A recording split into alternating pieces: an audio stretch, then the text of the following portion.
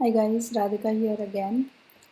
So this video is a little bit on the spiritual side and some of my experiences when I was going through what would you what would what you would call was my spiritual awakening, and I was also going through a lot of trauma with the narcissistic person in my life at the time. Um, yeah, so this video is about angels, and I'm not actually Christian or related to Christianity in any way, but we all know about angels, and somehow this theme came up in my life. I actually don't know from where it came up and how it came up, but angels suddenly became um, they suddenly became apparent in my life, and I started realizing that I am being guided in a way, and a lot of angels also have human forms in on this earth, and you will see such people. They are in professions which help others because that is their calling on this earth, and they kind of realize that that is their calling. So you might see a lot of people uh, whom you can call like angels in human form, and they are doctors or nurses, or they are teachers, or they are lawyers who are fighting for the environment, or they are social workers. um, so yeah, so I actually I mean, this is all of this you can actually see this video and feel like, oh, it's all coincidences, and it's all something that probably I made up in my mind because I was going through a rough phase in my life. And that's true, you can say that, because I see that point of view, that a lot of people would think that these are things that someone can make up in their mind because they are. But I know I'm not making this up because I am functioning in the world as a proper adult human being, and I have an imagination, but I can't pull so many things out of my imagination. And a lot of those things have manifested even in real life, as I told you, angel numbers and things like that. And those are not in my control. Who selects a particular number for me is not under my control, and still it did happen. So yeah, if you can take this video with a grain of salt if you don't believe in such stuff, or you can stop watching. But I just wanted to share my experience. So yeah, the first thing that happened was I had to be admitted um, in an emergency for my baby's delivery, and so I had to be admitted to a hospital that I did not select. I just went to the nearest hospital for my delivery where my gynac used to deliver, but I was going to go to another hospital. So this hospital, it was really dingy looking, really not that good. But the NICU there was really good, so which was lucky for us actually, because my son had to be in the NICU for 2 weeks. So yeah, I mean, it all turned out good, but it was not the hospital I selected for my delivery. It was pretty bad. So I had to be immediately admitted, and the nurse who came, who was the first nurse, of course, all nurses are good, but I was in a state of mind which was very anxiety driven, and this nurse was, for the lack of a better word, pretty cold. And so she gave me the gown, and I went in and I was changing, and I was like literally praying to God or to whom I don't know because I don't really like have one particular God I pray to. I just say my general prayer in just a general way to whoever is listening. So I was just like praying that, please, I want a nurse who's comforting. And what do you know? I go out and I have another nurse, and the nurse who handed me the gown, I don't know what happened. Her shift changed, or I don't know what happened basically. But I got a British nurse, and she was amazing, to say the least. She was like the most helpful person there. Of course, my husband was there, but my husband was as scared as I was, although he was pretending not to be. But this British nurse, she was really something. And even after my delivery, after my son was in the NICU, the third day I was like completely broken. I was like, I had no ounce of like support in my body. And this nurse was like, she was trying to cheer me up, and she was trying to show me her granddaughter's picture, who was also in the NICU when she was born. And she was trying to tell me that my daughter went through the same thing that you are going through. And she was talking and talking and talking, but I was not in the state of mind. I was half listening to what she was saying, but inside me I was feeling like, that's your story, but my son is in the NICU now, and your story is great, good for her that she's, like, but what, it doesn't give me like guarantee that my son is also going to be like that. But he is, touch wood, although he's not that old now. But everything turned out good. But she went above and beyond what she was required to do just to make someone feel good. And that's what angels do. They are always out there to make people feel good and to guide them in the correct way.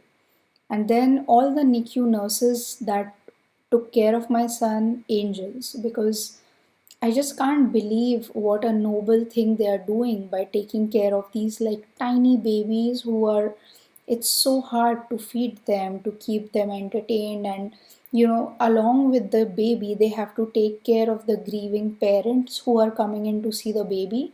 And they just do such an amazing job. They always build you up, and no matter how drained you feel, you just go to the NICU, you meet those nurses, and they just fill you up with so much of hope, for your baby, because you need that at the time. You just need someone to give you that kind of, positivity and that kind of hope. So this was the story. This was the thing that actually got me thinking about angels, because after I came home, after we all came home, my son came home. It was very tough in the beginning, because we were very scared for my son. Is he gaining enough weight? Is he going to grow properly? And things like that. And so I even though I was out of the NICU, mentally I wasn't out of it yet. I would always be thinking about the nurses, be thinking how grateful I am to them, and just thinking about them. And that got me thinking that they are angels. And from then, the angel theme, it really didn't leave me. So after a while, we started looking for houses because we were living in a rental apartment. And then we actually bought, we saw a house, we put an offer on it, and we really liked it. And we got accepted, our offer got accepted, and we got the house. And then after we got the house, I just realized there are three churches right near my house. And I didn't notice it at the time because they are not super close to the house, but they are just like 1 or 2 blocks away in each direction. So then that's one thing, that we have a lot of churches around. And then when we drive to this house, there's a highway, there's a main highway that goes, a freeway. And on that freeway, on one side of there's a mountain, and on the mountain, like a small hill, and on the hill there's a statue of a big angel with wings. And I always notice that statue while driving. I was like, what is this big statue? Because it's pretty big. It's like almost 5 feet or 6 feet, so it's so big that you can see it from the freeway, although it's like on a hill. And from where I can see it, it looks like an angel. So I was like, okay, angel again. And then I just started seeing this word angels everywhere. And I don't know if I was thinking of it so much that I was seeing it, but it's not a coincidence. I mean, it's not things that I'm making up. I was seeing it everywhere. And even when my son, we planned to send him to a daycare, uh, and we were researching daycares, which one is a good one. And my husband, he chose a daycare which has the word angels in it, little angels or smiling angels or something like that. So yeah. And then I think another thing that I would like to mention is that I would do this sometimes. So I also say this in my healing of trauma video. And I think I saw this on someone else's video on YouTube. So one of the way of healing trauma is kind of letting go and asking your higher self or God or creation or whoever you believe in, um, asking them to heal you. So basically, it's kind of a technique of letting go and just letting things take their own course and asking God for help. And one of the videos it mentioned you can ask your angels for help, and that's what kind of caught my attention.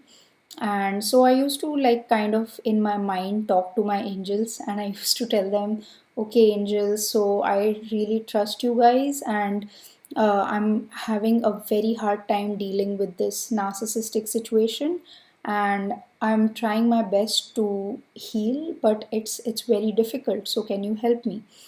And I just used to say that to angels whenever I felt like it. And we had to visit the narcissist because of some things that we had to do with them. And it was like very difficult for me to be in that situation, because at the time I had very severe CPTSD. So I would get like completely red in my face, and my heartbeat would like I could feel my heart, like, as if I've run like 5 miles. I could feel my heart in my chest, like just beating like that. And it was very difficult for me. I really just wanted to leave the room and go away because I was getting triggered so much. So when I was visiting the NARC, I had asked my angels that it's going to be a very difficult time for me. So please be there for me during that time. And one day when I was there in the like with the narcissists at their place, I was sitting alone, and I was just like kind of trying to relax myself. So I had closed my eyes, and I was just kind of trying to meditate, or more like talking to myself. And while meditating, before I closed my eyes, I asked my angels that, can you tell me your name? That's what I asked them. That, can you tell me what's your name? So I closed my eyes, and I don't know if you.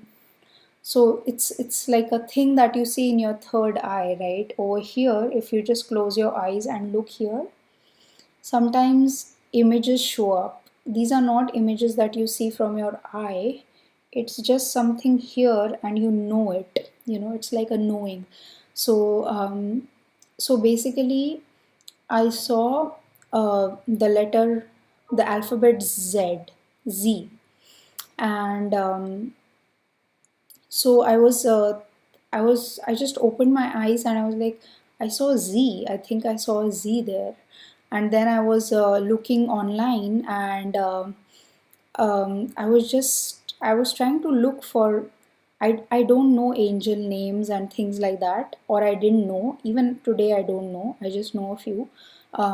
So I looked up, and I saw this angel Zadkiel or Zadkiel. I don't know what's the right pronunciation, but it totally fit my situation. And I know you might say all of this is coincidence, but I just wanted it could be coincidence, so I'm not going to debate that, but I am thankful for the coincidence. I'm so grateful for it, because it helped me a lot in my journey towards healing. And so let me just read to you what is. Archangel Zadkiel is known for helping students remember facts and figures for tests, healing painful memories, remembering your divine spiritual origin and missions, and choosing forgiveness. Now, this is exactly the theme that I was going through in my life. Because my husband, he would always tell me that you have to forgive, otherwise, you have this hatred or anger inside of you. And I was very angry, so I did not want to forgive.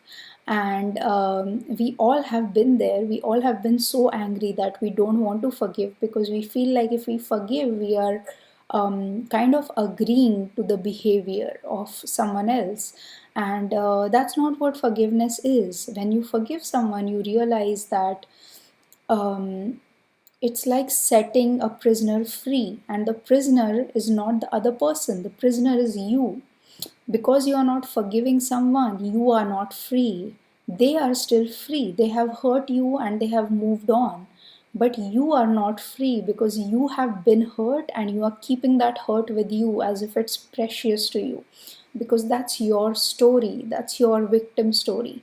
So you hold on to it. And I've been there. I held on to it. I wanted to, shout from rooftops that I have been wronged in this way and in that way, and I wanted to do all of that. But yeah, when I chose forgiveness, I realized that I am free now. I'm free to do whatever I want, and in fact, I am empowered now, so that the behavior that happened before never happens again with me. And I'm going to try that it doesn't happen again with anyone in the world. And I might not succeed at that, but I'm just going to try it. So it did help me heal painful memories, because when you forgive, you heal. And it also helped me remember my divine origins, and uh, like what is the correct path for me in this life. So yeah, these are all my angel stories. And so this is a kind of metaphysical or spiritual video, and I hope you liked it. I wish you all a lot of love and a lot of light. Thanks. Bye.